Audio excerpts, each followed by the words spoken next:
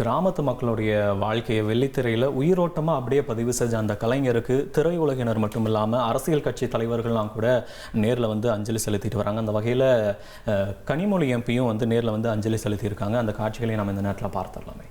தமிழ் திரையுலகத்திற்கு ஒரு மிகப்பெரிய புதிய மாற்றத்தை, இயற்கையான நடிப்பு என்றால் என்ன, புதிய வரவுகளை, புதிய ஒரு ஃப்ரெஷ் பிரெத் அப்படின்னு சொல்லக்கூடிய வகையிலே தமிழ் திரையுலகத்தை ஒரு புதிய போக்கிலே மாற்றிய ஒரு மிகப்பெரிய ஆளுமை, மிகப்பெரிய இயக்குனர் இன்று நம்முடைய இல்லை. இது திரையுலகத்திற்கு, தமிழ் திரையுலகத்திற்கு ஒரு மிகப்பெரிய இழப்பு.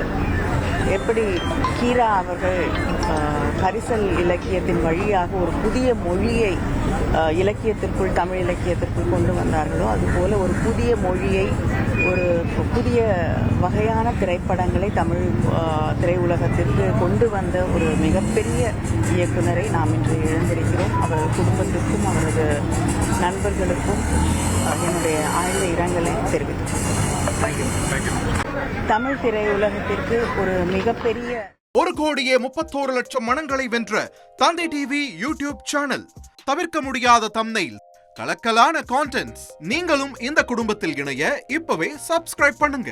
அசுரபலம் கொண்ட எங்கள் டிஜிட்டல் கரங்களில் உங்கள் விளம்பரங்களை சேர்க்க வாட்ஸ்அப் பண்ணுங்க. 8939888838. Email advttv@dttv.in.